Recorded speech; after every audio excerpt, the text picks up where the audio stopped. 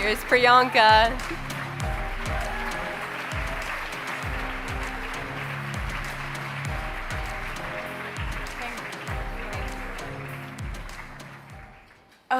Good afternoon, everyone. I'm going to just keep it here. Good afternoon, everybody. This is Ava. She's 16 years old.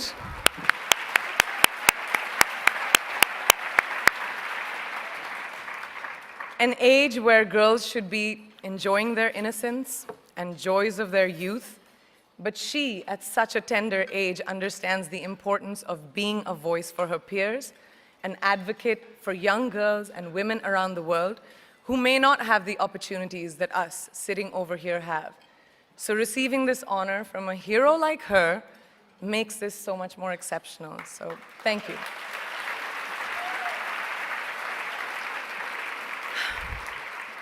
Good afternoon, and thank you, and wow, I am so privileged and so honored to be sharing this afternoon with all of you and these incredibly amazing women that are being honored today. I'd like to extend my congratulations to each one of you, Octavia, Michelle, Kelly, Patty, and all 50 women that have been included in the Impact Report. Your achievements not just inspire me, but also so many others to work harder, to be better, and to make a dent wherever we can. So I'm very, very proud to be standing alongside of you. So in life, you know, there are moments when you stop and ask yourself, how did I get here? Like, why am I standing here? Well, this is definitely one of those moments for me. And I find myself going back to the beginning, back to my roots. I was born to incredible parents, amazing parents who served as doctors in the Indian Army. I was the firstborn, and as far back as I can remember, I made my parents very proud and happy 99% of the time. Okay, slight exaggerations of personal achievements are allowed from time to time, don't you think?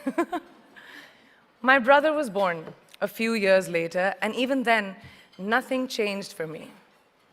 We were both given equal opportunities, and I want to emphasize this. I want to really emphasize this for you because I don't think a lot of people might understand that being equal might seem very normal.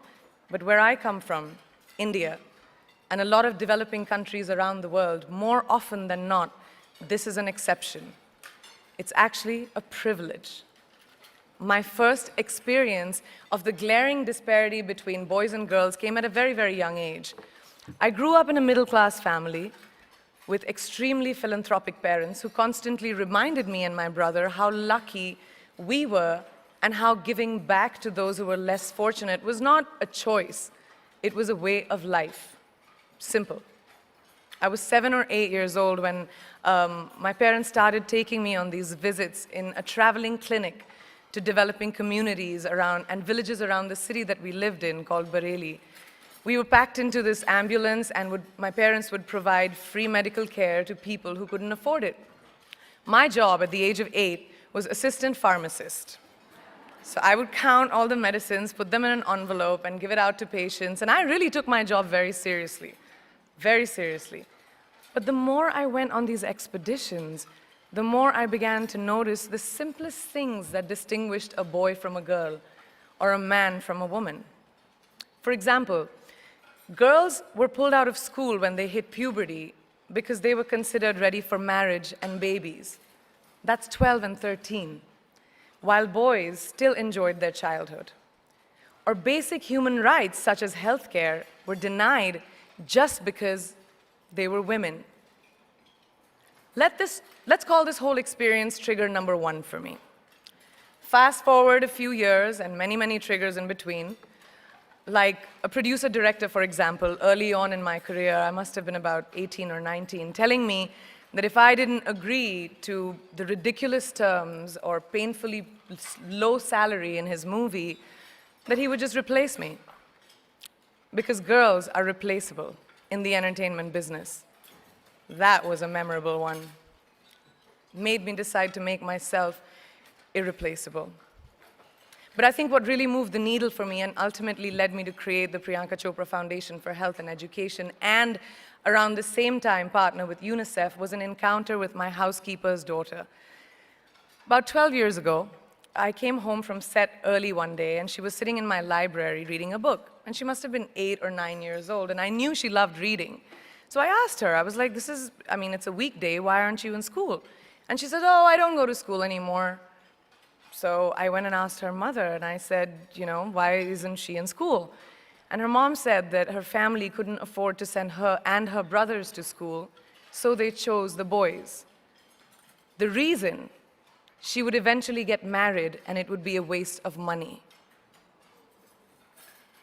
I was completely blown, and it shook me to my core.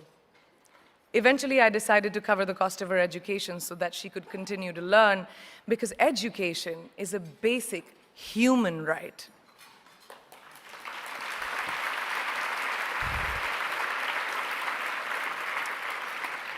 And a huge necessity, especially today. From that point on, I was determined to make a difference in as many children's lives as I could, in whatever big or small way that I could contribute. There's a really, really beautiful quote that I read recently, and I think it's absolutely appropriate to explain what I'm trying to say today.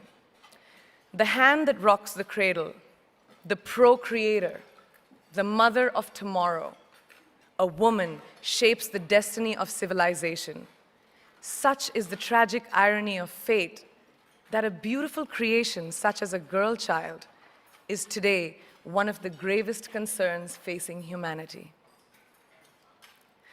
Girls have the power to change the world. It is a fact, and yet today, girls are more likely than boys never to set foot in a classroom, despite of all the efforts and progress made over the last 2 decades.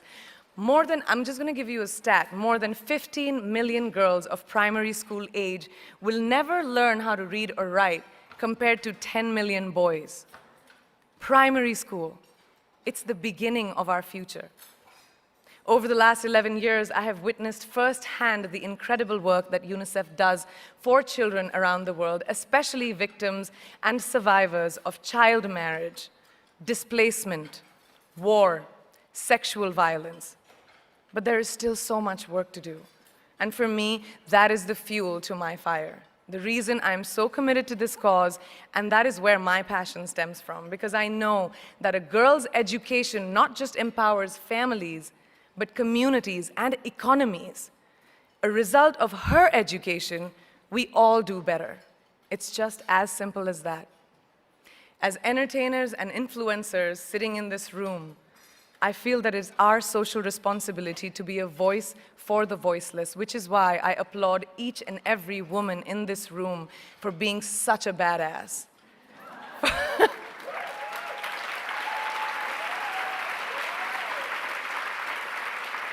For using your platform and your voice to contribute to change, and for ensuring that there is not even one lost generation as long as we are alive.